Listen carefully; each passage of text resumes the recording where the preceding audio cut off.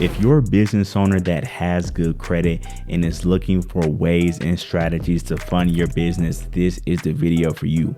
In this video, I'm going to break down all of the strategies and tactics that are working right now for business owners with good credit to be able to fund their business predictably and also do it without any hiccups. So let's head over to my computer and break everything down. All right, so we are at my computer and I wanted to go over what is going to be covered in this video. So what business funding products are actually out there, proof that this is what's working now to fund your business, why having a profitable business helps you, what a good credit score actually is for your business, and then how to find the right banks. All right, so let's go over the types of funding right now. So as we see here, it says business credit cards. We all know that. Everybody watching this video, I'm sure, knows about that. Term loans, which is business loans, equipment financing, SBA loans, and business lines of credit. So what you need to know. All right.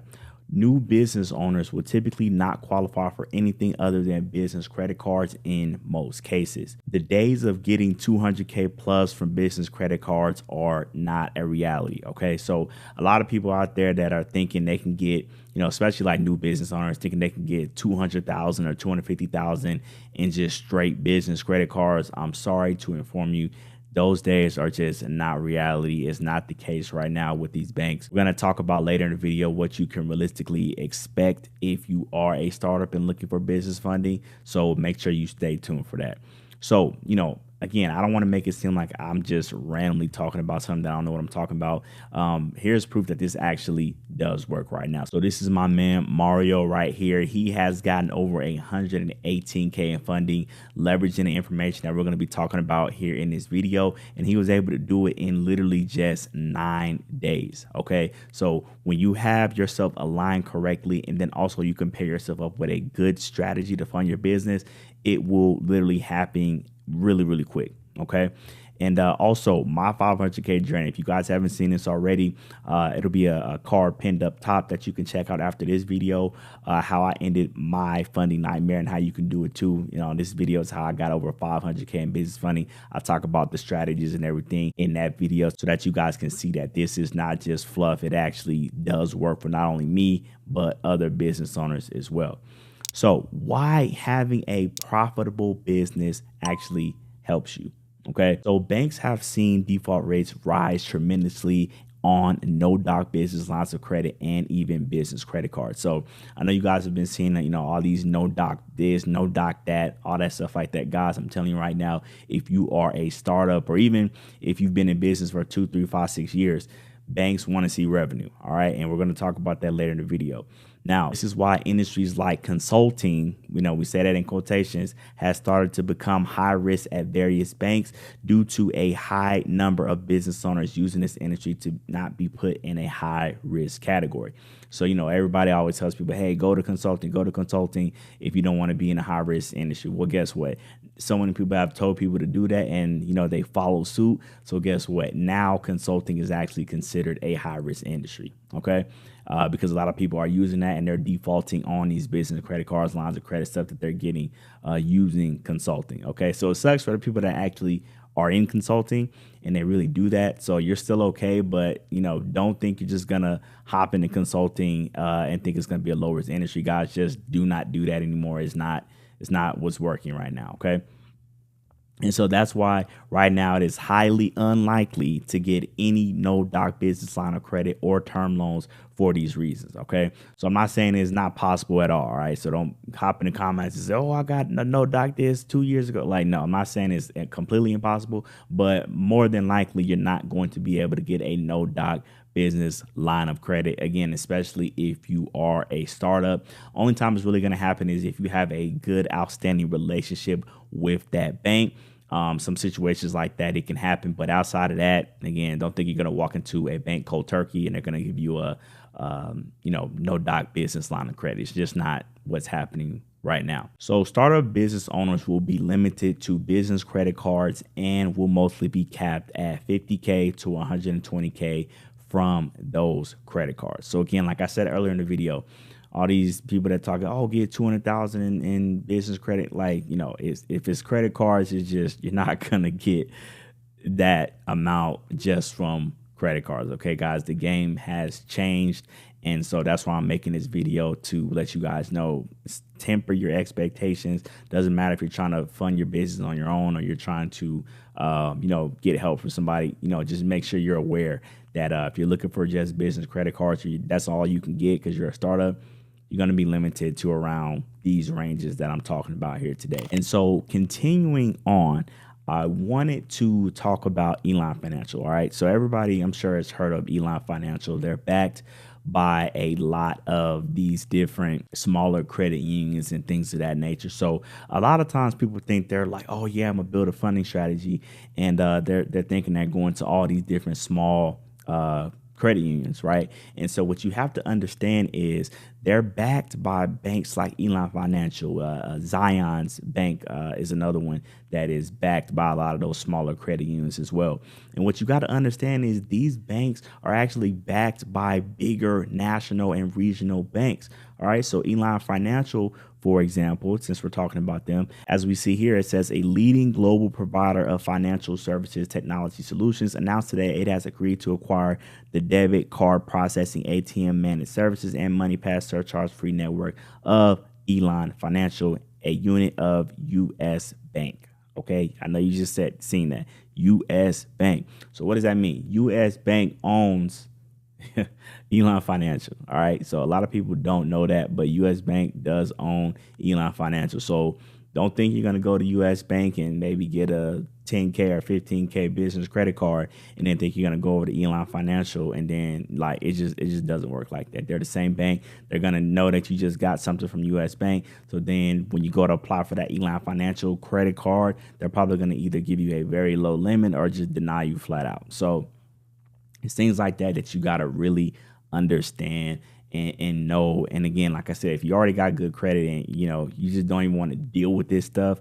you just want to get our help to help you get your business funded, go ahead and click the link in the pinned comment. We can definitely hop on a call and talk about our methods and strategies. Okay. But guys, you got to make sure when you're trying to do this funding stuff, like it's a lot more deeper than people realize it to be. And a lot of these banks are owned by other banks. I tell people all the time, there's really only like 12, 15 banks. People think it's hundreds and hundreds of banks. No, all these smaller credit unions are owned by situations like this that I just broke down right here. Okay. So what's considered good credit for funding? Let's go over that right now. So credit score, you want to have above a 700. Okay. That's just what banks are wanting to see. A lot of times people think I'm just making stuff up or I'm just saying random stuff. No, this is exactly what the banks are wanting. These are, you know, underwriters we talk to, branch managers, business relationship managers that we talk to and have on our program. This is what they're saying. This is what we're seeing from people that are getting approved and denied even. Okay. So 700 plus credit score is what you're going to need. Utilization under 10%. All right. That's very, very important. Revolving. So that's like, you know, your personal credit cards that you have, or if you have, you know, a HELOC or anything like that, or sometimes personal installments can show up as revolving credit. So anything like that, that's revolving. That's what utilization is. That needs to be under 10%. A lot of times people think, you know, hey, well, do I need to be at exactly at 10 or do I need to be at 2? No, anything under 10 is okay. Obviously, the lower the better, but anything under 10%, you're good to go. Average age of accounts, 2 to 3 years minimum. Okay. This is a very slept on important factor of your credit profile. A lot of times people have these inflated credit scores and they got all these authorized users on there and they don't have any primaries. Okay. That's not what banks want to see. They want to see you have actual primary accounts on your credit profile, and average age of accounts. That means you're not applying for a lot of new credit, or you haven't applied for a lot of new credit, recently. All right. So 2 to 3 years minimum. Anything under that, you're going to get denied for having a thin credit profile. All right. Negative items, 0. All right. A big fat 0. You don't want to have any negative items showing on your credit report. Okay. I know a lot of times people think late payments. Oh, if it's older than 2 years, it's not what banks are doing right now. I'm not saying you're 100% going to get denied if you got late payments, but, like I said, just just follow the guidelines, guys. I'm not making this stuff up. I'm just telling you what the banks tell us. All right. So inquiries, less than 2 in the last 6 months. Okay. A lot of times people will say, well, I got 12 inquiries. Like I'm not good. No, like they're looking at the last 6 months. So if you got maybe 12 inquiries, but you don't have any in the last year, you're good. Okay. Now, could you still go through some, inquiry removal process and stuff like that? Absolutely. But they're looking at the last 6 months typically for that. All right. New accounts, same thing. Less than 2, in the last 6 months. That's what you want to kind of be to be optimal. And then need personal credit cards. All right. 2 to 3 personal credit cards is ideal. If you got at least 1 or 2, that's okay too. But typically 2 to 3, especially if you got like 5 or 6, that's even better. And then, try to have at least 1 high limit credit card. At least 10,000 and above. Yes, can you get business funding with just having maybe like a 5,000 credit card? For sure, we have people do that all the time. But again, we're talking about to be optimal. Yeah, have 5 to 6 is really optimal. 2 to 3 is like preferred. All right. So the whole big picture, this is what you want to, I'm not saying your credit report needs to look exactly like this. I know you guys have just seen this before. I show this often on a lot of different videos, but this is like what will be called an optimized credit profile. Kind of just looking at all this stuff right here. Again, I'm not saying that your credit report needs to look exactly like this. I'm just giving you a snapshot of what one would look like fully built out. So when you're trying to go find the right banks, you really have to survey your area and, find out what banks make the most sense. I always tell people, if you're doing this on your own, start with the banks that you already have built up a relationship with. If you have like a personal relationship with them, banking, or maybe you have a business account with them, definitely start there. That's the best way to try to fund your business for sure.